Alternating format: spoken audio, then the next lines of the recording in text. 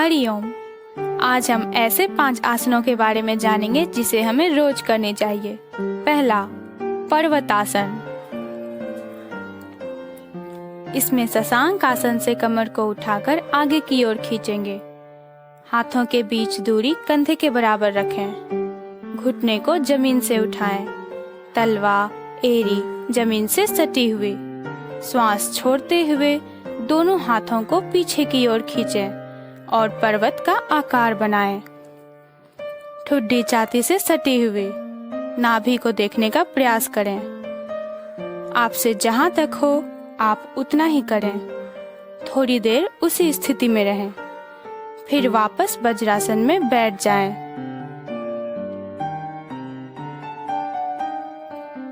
दूसरा, उत्तान पादासन। इसके लिए पीठ के बल लेट जाइए। दोनों पैर आपस में सटी हुई, हथेलियां कमर के बगल में। श्वास लेते हुए दोनों पैरों को लगभग इतना उठाएं। आपसे जहां तक हो आप थोड़ी देर उसी स्थिति में रहें। अब धीरे धीरे पैरों को नीचे रखें।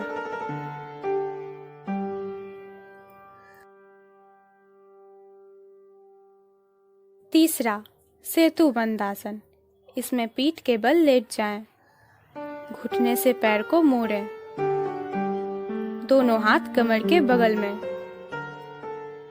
श्वास लेते हुए कमर को ऊपर उठाएं। इसमें हाथ की सहायता ले सकते हैं। दोनों हाथ की उंगलियों को कैंचीनुमा फंसाते हुए कमर को आगे की ओर खींचें।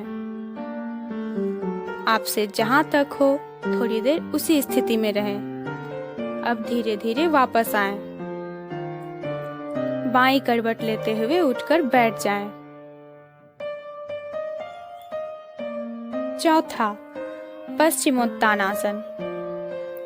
इसके लिए सबसे पहले दोनों पैर सामने की ओर खोलकर बैठ जाएं।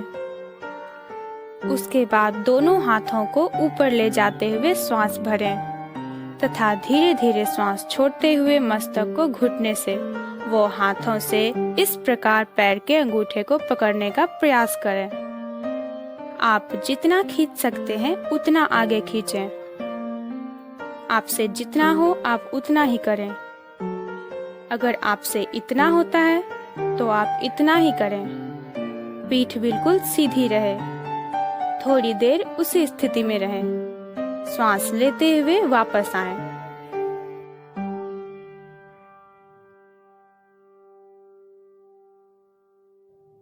पांचवा, सर्वांगासन।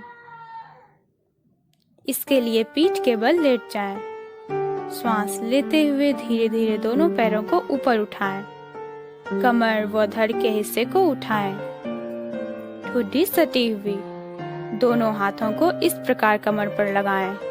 केहनी अंदर की ओर। थोड़ी देर उसी स्थिति में रहें। अब धीरे धीरे वापस आएं।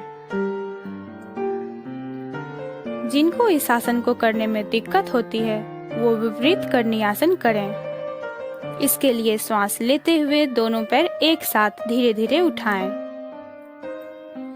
थोड़ा ऊपर उठाकर हाथों को कमर पर लगाएं।